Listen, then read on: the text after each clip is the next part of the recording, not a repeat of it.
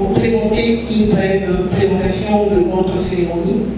Tout de suite, nous allons accorder la parole à son Excellence, Monsieur le ministre des Finances et économiques, pour son allocution. Et avant tout, je rends grâce à Dieu pour la vie et la force qu'il nous accorde, me permettant de m'adresser à vous à l'occasion de ce point de presse consacré au lancement officiel de la grande échéance de paiement, et de paiement de l'impôt foncier et de l'impôt sur les revenus locatifs IRL, impôts qui sont dus à la ville de Kinshasa. Je tiens à exprimer ma profonde reconnaissance à son Excellence Monsieur le gouverneur de la ville de Kinshasa pour sa vision réformatrice et son engagement résolu en faveur de la mobilisation optimale de ressources propres, condition indispensable à la mise en œuvre du programme Kinshasa Ezobonga. Je vous remercie également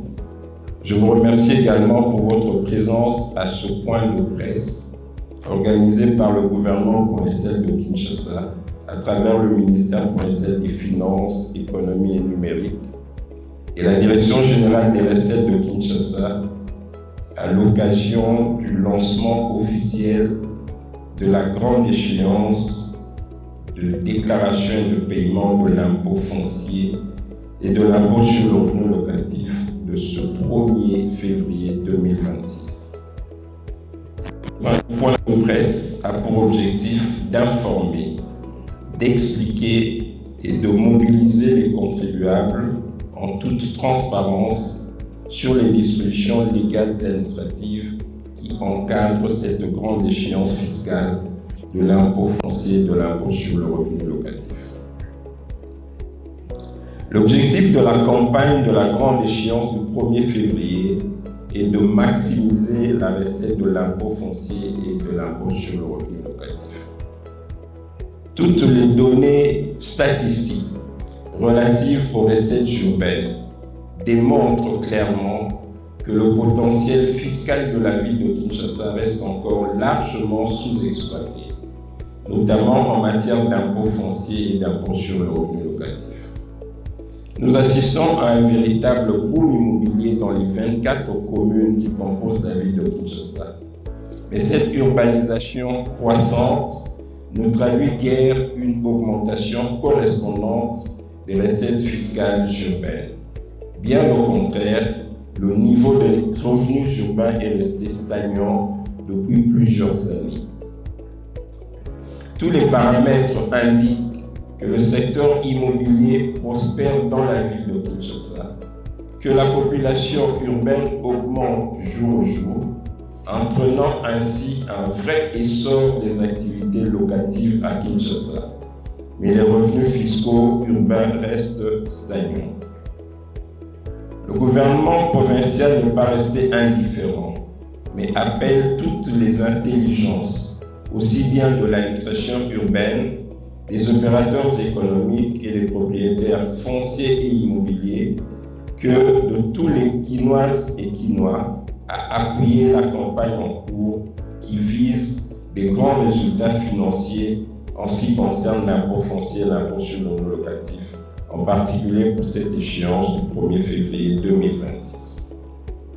Il y a lieu ici de donner tous les détails concernant ces deux impositions. Commençons par l'impôt foncier. L'impôt foncier est un impôt réel, établi sur la propriété foncière et immobilière. Cet impôt est dû par le titulaire du droit de propriété, de possession, d'amphithéose, de superficie, de cession, de concession ou d'usufruit des biens imposables, ainsi que par les personnes occupant en vertu d'un bail des biens immobiliers faisant partie du domaine privé de l'État, des provinces, des villes et des communes. L'impôt foncier est donc dû par le propriétaire des terrains ou des parcelles, construites ou non. Quel est le taux de l'impôt foncier? les villas, les appartements, les immeubles à étage, les immeubles autres qu'à étage et les autres constructions appartenant aux personnes physiques situées dans les localités de premier, deuxième, troisième et quatrième rang sont imposées suivant des taux forfaitaires. Pour les personnes physiques propriétaires des biens ci-dessus, l'impôt à payer varie de 10 à 450 $ américains, suivant qu'on habite Kimbanseke, Matete, Kinshasa ou Gombe, par exemple. Par contre, les villas, les appartements, les immeubles à étage, les immeubles autres qu'à étage et les autres constructions appartenant aux personnes morales situées dans les localités de premier, deuxième, troisième et quatrième rang sont imposées en fonction de leur superficie bâtie. Pour les personnes morales, autres que les sociétés immobilières, propriétaires des biens ci-dessus, l'impôt à payer varie de 1,8 à 3,5 $ par mètre carré. Pour les sociétés immobilières, propriétaires des biens ci-dessus, le taux de l'impôt à payer varie de 3 à 8 $ par mètre carré. Pour les propriétés non bâties, la même logique est d'application. Une imposition forfaitaire de 10 à 250 $. De 10 à 250 $ pour les personnes physiques suivent.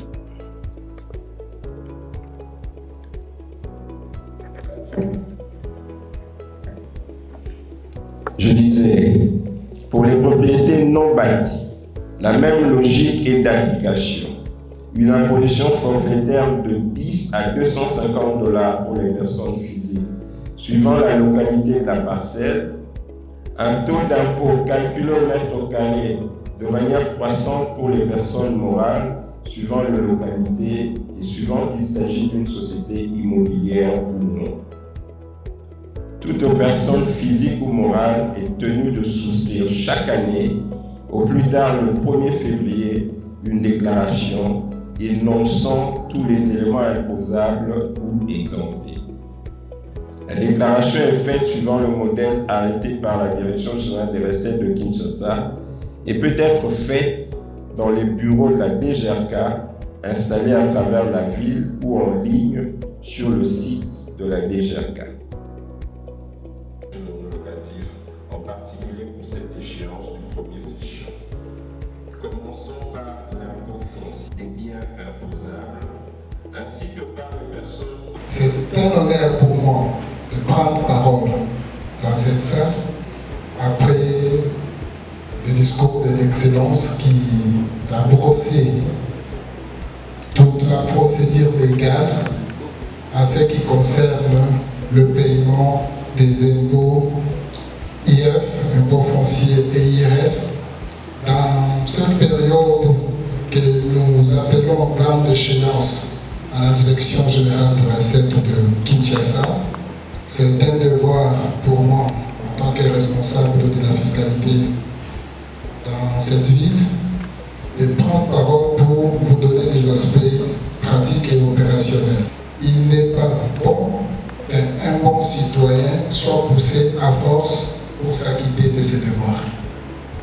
$1 que vous contribuez, 1 franc que vous payez pour les fils, c'est une école que vous construisez quelque part, c'est une route que vous arrangez, c'est une sécurité que nous nous assurons tous.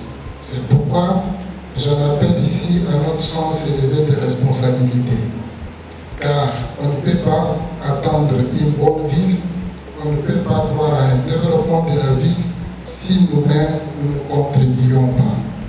La particularité de la ville-province de Kinshasa, contrairement à d'autres provinces, c'est que nous n'avons pas de minerais. Nous n'avons pas de dérévance minière. Tout ce que nous avons comme minerais, c'est votre contribution et c'est les impôts que vous payez. D'attaquer des politiciens sur le développement, nous avons notre devoir qui est de payer. la Direction générale des recettes de Kinshasa est présente actuellement dans tous les 24 communes. Nous avions fait en sorte que dans chaque maison communale, qu'il y ait une représentation et nous avions mis en place ce que nous avons appelé des dispositifs de prise en charge rapprochés par la mise en place des conteneurs dans des endroits publics qui vous permettra de payer l'impôt facilement. Dès l'opérationnalisation, vous pouvez vous connecter à nos sites internet. Vous allez déclarer votre taxe et vos impôts, puisque le système congolais, comme nous disons, c'est un système autodéclaratif. C'est vous devant la machine pour ceux qui sont dans les centres qui sont pris en charge par notre système. Ils peuvent se connecter à IDGRK et déclarer.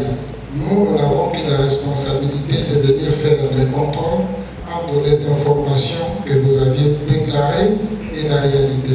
La ville qu'ils rêvent, c'est à aider la construire en payant leurs taxes. Je me laisse à vous pour toutes les questions concernant l'opérationnalisation pour cette grande échéance.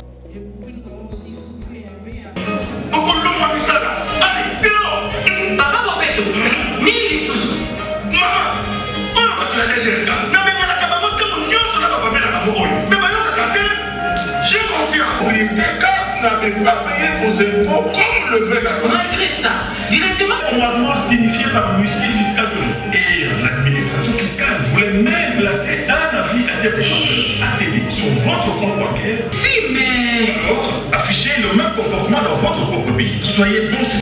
Monsieur le ministre, je crois que Moukouba Sekana a effleuré en okobimisa bitumba entre ba locataire na ba bailleur. Bon, bailleur akoloba na locataire, l'État somelanga lupango te. Toi bakinga tobotami en terme, on connaît les jours et son jour. Ekobimisa bitumba, ba obenga na biso la bandako soki na sali retenir en source. Est-ce que le ministère provincial de la finance vous sensibiliser ba bailleur? Pour bailleur akobenga na ngai soki na sali retenir en source na ko impôt. Est-ce que vous sensibilisez ba? DG à DGRK, chargé de mission. Tout à la sportao. Au moins, maman n'a pas dit, fils au saïsaï. Il y a un sac. Est-ce que chargé de mission ont préparé, bah, Jean Ayon a air, il y a contrôle pour, bah, quoi, il y a l'ambéba, il y a corruption. Non, on va charger de mission dans le monde. Est-ce que, on va kindagana pour notre gouvernement? Est-ce que vous préparez Bango? Pour maman n'a bien un sac. Merci. Jean-Marie Kassamba a posé la question, le président de l'UNPC Kinshasa, sur la contrepartie.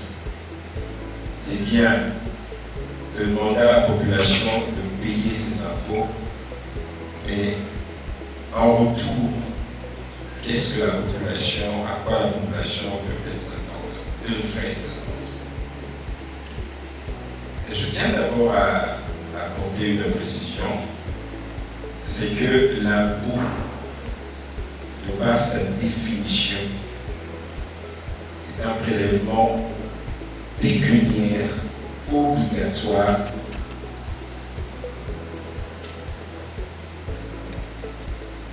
organisé par l'autorité publique par opposition à la taxe et une contrepartie directe. C'est une prestation et en retour, lorsque vous payez, l'État vous rend un service. Mais par rapport à l'impôt, il n'y a pas de contrepartie directe.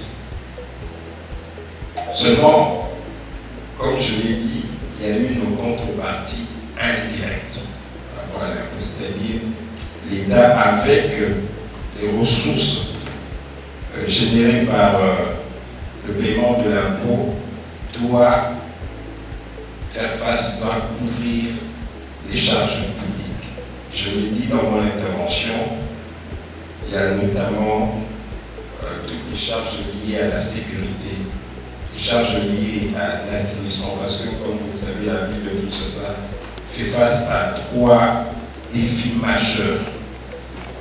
Il y a le défi de la salubrité, de l'assainissement, le défi des embouteilles, en fait la mobilité urbaine dans la ville, et le troisième grand défi, c'est celui de la sécurité. Et si nous arrivons à régler ces défis qui constituent des préoccupations quotidiennes de la population, nous aurons atteint les objectifs qui sont assignés au gouvernement provincial. Alors, comment le gouvernement provincial pense rencontrer ces préoccupations? Notamment en matière d'assainissement, je vous informe que bientôt le gouvernement provincial est déjà en pourparlers très avancé avec des firmes internationales qui sont spécialisées dans l'assainissement. Il y a une firme qui était il y a 2 semaines reçue par le gouvernement de la ville. Les experts reviennent à la fin au cours de cette semaine pour affiner les études qui avaient été menées en son temps. Je parle de la firme Averda. Et bientôt, un travail sera fait pour commencer d'abord par la collecte primaire, c'est-à-dire auprès des ménages. Les engins, les camions compresseurs seront déployés à travers les artères de la ville de Kinshasa pour pouvoir collecter les déchets. Et nous allons placer les bacs poubelles à travers la ville, en tout cas au coin de chaque rue, les bacs poubelles seront déployés et les camions vont passer pour enlever. Et ensuite, il y aura un transfert des déchets vers ce que nous appelons les centres de transit. Ceux qui ont vécu dans cette ville à l'époque où l'Union européenne avait pris en charge la gestion des déchets dans la ville savent qu'à un certain nombre d'endroits, des centres de transit, des centres de transfert étaient construits. Donc, il y aura ce travail de transfert, d'évacuation des déchets de la collecte primaire vers les centres de transit et des centres de transit vers la décharge finale. La ville de Kinshasa a déjà pu récupérer la décharge, le centre d'enfouissement de Massa qui était fortement spolié. Il y a un travail qui est en train de se faire avec l'appui de l'Union européenne pour l'aménagement des alvéoles, donc des gaziers, et aussi la construction d'une deuxième décharge finale dans la partie ouest de Kinshasa, donc vers Mitenti. Et comme vous savez, le problème du curage chez nous, c'est que quand on a sorti la saleté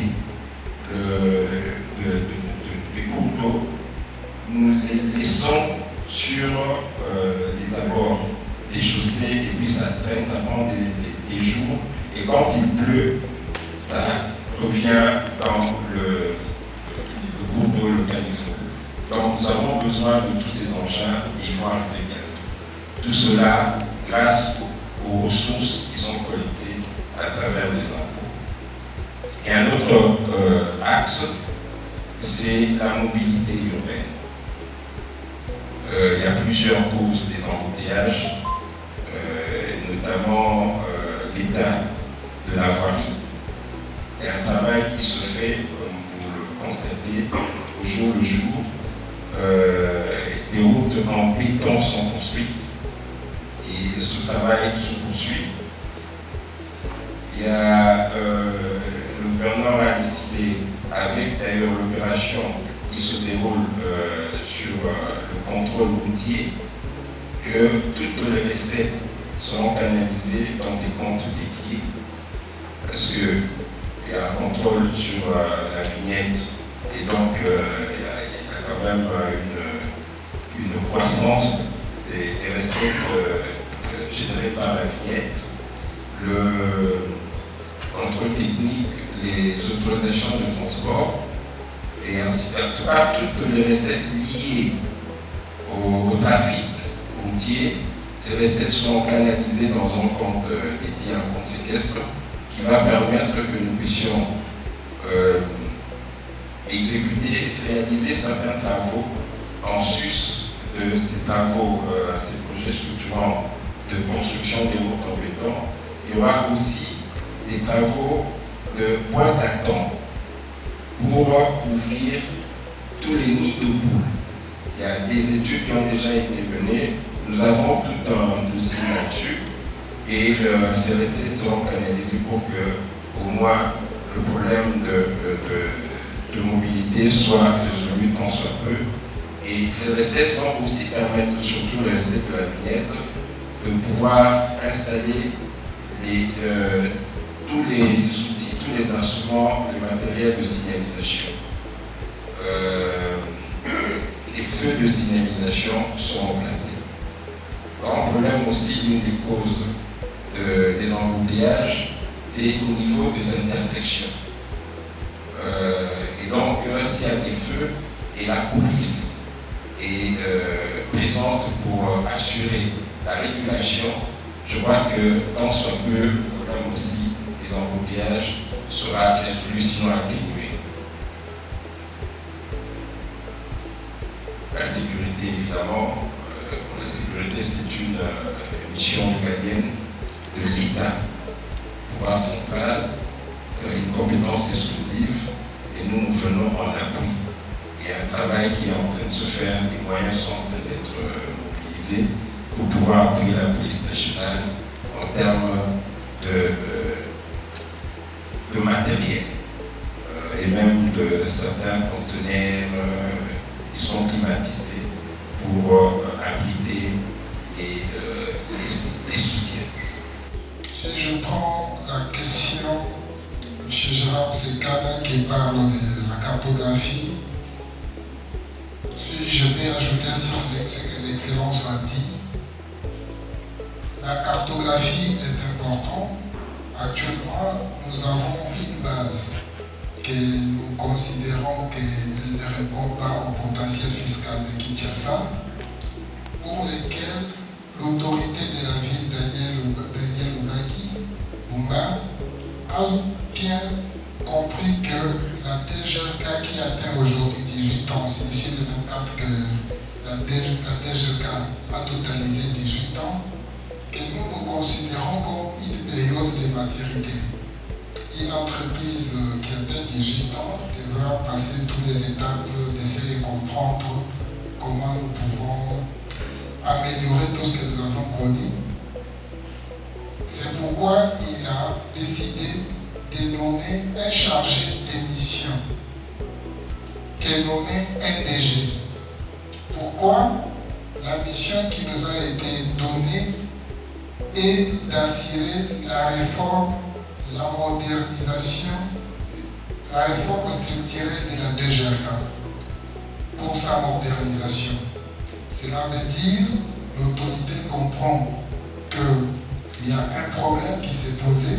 C'est ainsi que j'avais reçu même au départ un mandat de 3 mois plus 45 jours pour moderniser la DGK. Le travail est en cours et aujourd'hui, vous comprendrez que nous avions lancé le paiement de la vignette en ligne. C'est pour éviter le problème que Nekozula Uchikoloba, les massacres. Il y a toujours l'interface entre nous et la CGT. Actuellement, avec les nouveaux systèmes, il n'y aura plus d'intervention d'un agent DGK, puisque vous-même, vous vous connectez, vous vous enregistrez, vous faites tout ce qui est comme procédure et vous arrivez au paiement. Si nous vous demandons pour ceux qui se sont enregistrés par rapport à la vignette aujourd'hui, je peux, là où je suis, via mon téléphone, voir toutes les personnes qui se sont enregistrées aujourd'hui. Nous Nous avons lancé hier, je peux vous dire qu'il y a eu 12 000 personnes qui se sont connectées, chacun dans son coin. Dans le passé, nous avions fait 40 000 pour une année.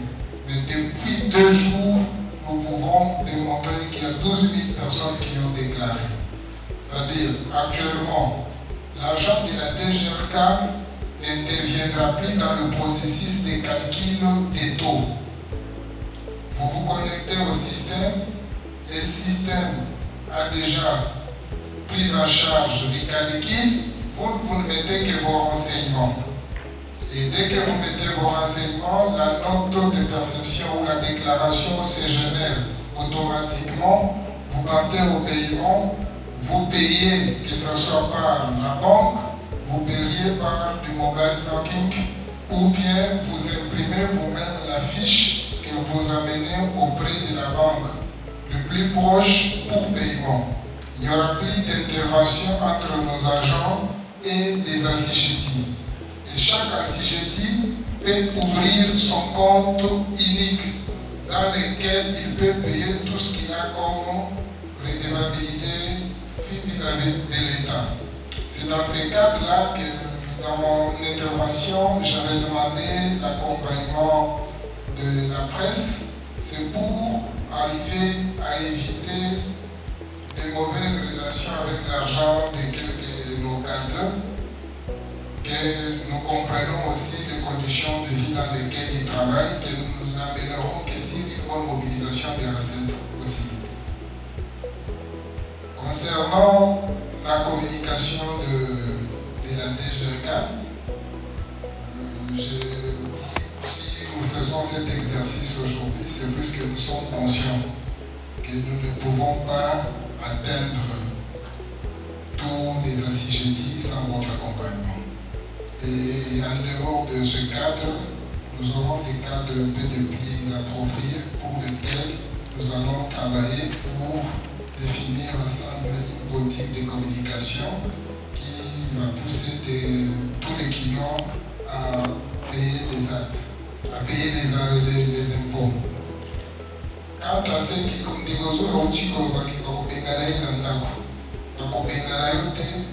pour campagne tozosalela kaka balocataire te tozosalela mpe bayer il faut ayeba ke soki yo retenir yango te na suka ya mbula oyo yo fale ofuta tokosangisa mpo ye bayer afuta ezo alourdir compte courant na ye mais de préalable azoyeba te ke aza redevable réel ke yo ozaka redevable légal.